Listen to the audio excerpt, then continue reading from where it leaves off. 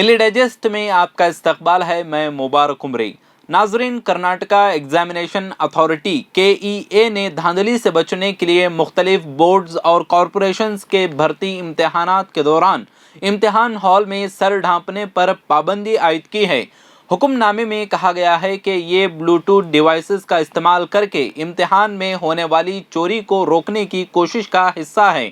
اس سے پہلے 6 نومبر کو کرناٹکا پبلک سروس کمیشن کے امتحان میں شرکت کرنے والی ایک خاتون کو امتحان ہال میں داخل ہونے سے پہلے اپنا منگل سوتر اتارنے کے لیے کہا گیا تھا۔ ہندوتوا گروپس کے احتجاج کے بعد KEA نے اب خواتین کو امتحان ہال میں منگل سوتر اور جھمکے پہننے کی اجازت دے دی ہے، مگر سر ڈھانپنے یا حجاب پر پابندی عائد کر دی ہے۔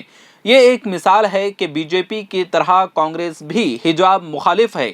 یہ حکومتیں حجاب سے نفرت کیوں کرتی ہیں؟ BJP نے مسلم نفرت کی وجہ سے حجاب پر پابندی کا غیر آئینی قدم اٹھایا تھا، اور اب KEA امتحانات میں حجاب کی اجازت نہ دینے کے اصول سے ایک بار پھر ثابت ہوتا ہے کہ کانگریس، جو خود کو ایک عظیم سیکولر پارٹی کہتی ہے، اسی طرح کی ذہنیت رکھتی ہے۔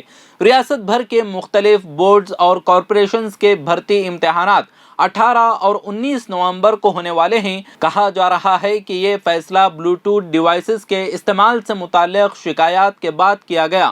اس سے پہلے اکتوبر میں کرناٹکا حکومت نے اسٹوڈنٹس کو کمپٹیٹیو امتحانات کے دوران حجاب پہننے کی اجازت دی تھی۔ اعلیٰ تعلیم کے وزیر MC سدھاکر نے امیدواروں کو حجاب پہن کر امتحان مراکز میں آنے کی اجازت دی تھی، جس کے بعد رائٹ ونگ گروپس نے احتجاج شروع کر دیا تھا۔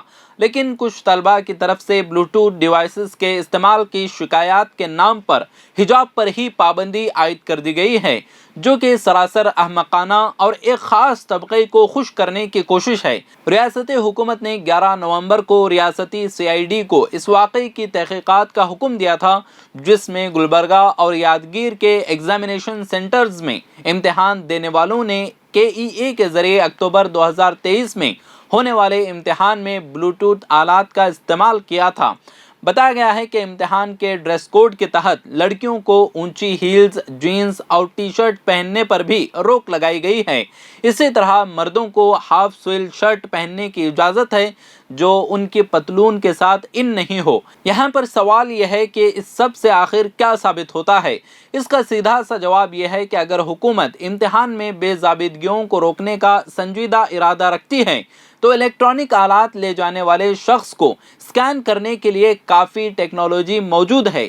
اس ٹیکنالوجی کو استعمال کر کے امتحان میں ہونے والی غلط فہمیوں کو مکمل طور پر روکا جا سکتا ہے، لیکن چونکہ حکومت میں شامل وزراء اور افسران ہی ان بے ضابطگیوں کا حصہ ہیں، اس لیے انہیں روکنا ممکن نہیں۔ حکومت کو چاہیے کہ وہ مسلمانوں کے جذبات سے کھیلنا بند کرے اور KEA امتحانات کے لیے حجاب کی اجازت دے۔